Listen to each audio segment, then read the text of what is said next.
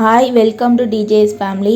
இப்போ வெள்ளை பூண்டு குழம்பு செய்கிறதுக்கான தேவையான பொருளை எடுத்துக்க போகிறோம். 4லேருந்து 5 பெரிய வெங்காயம், ஒரு 4 தக்காளி, சின்ன வெங்காயம் கொஞ்சம் போல், ஜீரகம், வெள்ளைப்பூண்டு இதெல்லாம் சேர்த்து அரைச்சிக்க போகிறோம். அரைச்சி வச்சுட்டு ஒரு பாத்திரத்தில் நல்லெண்ணெய் நிறையா சேர்த்துட்டு கடுகு, ஜீரகம், வெந்தயம், சோம்பெல்லாம் சேர்த்துட்டு வறுத்துட்டு அதில் வெள்ளைப்பூண்டு உரித்து வச்ச வெள்ளைப்பூண்டு, சின்ன வெங்காயம் கொஞ்சம் போல் சேர்த்து வதக்கிக்கிறோம். இப்போ அதுக்கு தேவையான உப்பு போட்டுக்கிறோம். இப்போ 4 பச்சை மிளகாவும் போட்டுக்கிறோம். அதில் போட்டுட்டு நல்லா கோல்டன் ப்ரௌன் ஆகிற வரை வதக்கிக்கிறோம். வதக்கிட்டு அதில் இப்போ அரைச்சி வச்ச வெங்காயம், தக்காளி விழுதெல்லாம் சேர்த்துக்க போகிறோம். நல்லா வதக்கிக்கிறோம். வதக்கிட்டு இப்போ நம்ம அந்த மிக்ஸி ஜாரில் ஒரு கழுவுன தண்ணி ஊற்றிக்கிறோம். நல்லா வலிச்சு போட்டுட்டு நமக்கு இப்போ 4லேருந்து 5 பேர் ஃபேமிலி இருக்காங்கன்னா 2 நாளைக்கு கூட இந்த வச்சு குழம்பு சாப்பிட்லாம். அவ்வளோ டேஸ்ட்டாகவும் இருக்கும். இப்போ தண்ணியாக இருக்குது கொஞ்சம். அடுத்து மிளகாத்தூள் சேர்க்கணும். அது வர இந்த குழம்பு நல்லா கொதிக்க விடணும். இப்போ 5 டேபிள் ஸ்பூன் குழம்பு மிளகாத்தூள் சேர்க்குறேன். சேர்த்துட்டு அதை நல்லா கொதிக்க விடணும். ஸ்கிப் பண்ணாமல் பாருங்கள். இது லாஸ்ட்டில் ஒரு பொருள் சேர்த்துருக்கேன். இதை சேர்த்தா குழம்பு இன்னும் டேஸ்ட்டாகிடும். ஒரு நான்வெஜ் குழம்பு சாப்பிட்ட ஃபீல் வரும் உங்களுக்கு. இப்போ மிளகாத்தூள் போட்டுட்டு நல்லா பச்சை வாசனை போகிற வரை நல்லா கிளறி விட்டுகிட்டே இருக்கணும். நல்லா கிளறிட்டே இருக்கணும். கிளறிட்டே இருக்கும்போது மிக்ஸி ஜார் கழுவுன தண்ணியை ஊற்றிடணும். அதையும் ஊற்றி நல்லா கிளறிக்கிட்டே இருக்கணும். நல்லா கொதிச்சு வரும்.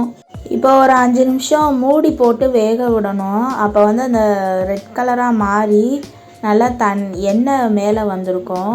அப்போ புளி தண்ணி ஊற்றணும். நல்லா கொஞ்சம் தண்ணி குழம்பா வர மாதிரி பண்ணாதான் கொதிக்கிற போது நமக்கு கொஞ்சம் கொழப்பு வந்துடும். ஒரு கொய்யாப்பழம் சைஸ் புளி எடுத்து அதை நல்லா ஊற வச்சுட்டு அதுலேருந்து சாறு எடுத்து ஊற்றிருக்கேன்.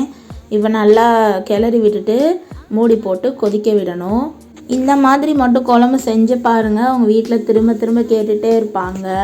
இப்போ திரும்பி நல்லா மிக்ஸி ஜாரை கழுவி ஊற்றி விட்றோம் அந்த தண்ணியை. இப்போ நல்லா கொதிக்குது. இப்போ கொதித்ததுக்கப்புறம் காரம், உப்புலாம் நல்லா தூக்கலாக இருக்கான்னு பார்த்துக்கிறேன். இப்போ உப்பு கொஞ்சம் ஒரு கல் உப்பு கூட இருக்கிற மாதிரி பார்த்துக்கோங்க. நல்லா கொதித்ததுக்கப்புறம் கொஞ்சம் நேரம் கழித்து இதை ஆஃப் பண்ணிடுறோம். ஆஃப் பண்ணிவிட்டு இப்போ அந்த கொதியெல்லாம் அடங்கிடணும். அங்கே நல்லா பார்த்தீங்கன்னா கொதியெல்லாம் அடங்கிடணும். இதில் ஒரு பொருள் சேர்க்க போகிறோன்னு சொன்னீங்க இல்லையா? இப்போ அது சேர்க்க போகிறோம். அது என்னென்னா முட்டை தாங்க. இதில் ஒரு 8லேருந்து 10 முட்டை நான் உடச்சி ஊற்றிக்க போகிறேன். இது ஃபேமிலிக்கு எல்லாருக்கும் கொடுக்கறதுக்காக. எங்கள் ஃபேமிலி பெரிய ஃபேமிலினால் நாங்கள் இதை 10 முட்டை நாங்கள் ஊற்றிக்கிறோம். நீங்களும் இந்த மாதிரி எத்தனை முட்டைனாலும் ஊற்றிக்கலாம் இந்த குழம்புக்கு ஏற்றாப்புல. இதை ஆஃப் பண்ணிவிட்டு ஊற்றும் போது தான் அவங்களுக்கு கலையாமல் இருக்கும் முட்டை. இல்லைன்னா கலைஞ்சிரும்.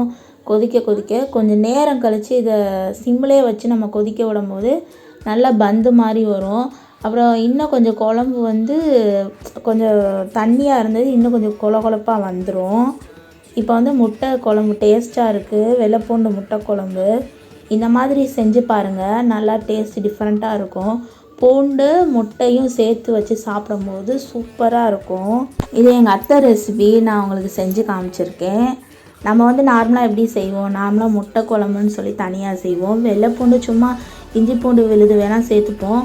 ஆனால் இந்த மாதிரி செய்ய மாட்டோம் இல்லையா? இப்போ புதுசாக அவங்க டிஃப்ரெண்ட்டாக இங்கே பார்த்தீங்களா நல்லா கலர் வந்திருக்கு. இந்த குழம்பு சூப்பராக இருக்கும். இதை இப்போ ஆஃப் பண்ணியாச்சு. அடுத்து இப்போ சாப்பிட போகிறோம். சைட் பை சைடு பாவக்காய் பொரியலும் செஞ்சுருக்கேன். சும்மா சாதாரண கடுகு, ஜீரகம், தேங்காய் பூ போட்டு வெங்காயம் போட்டு வதக்குனது தான்.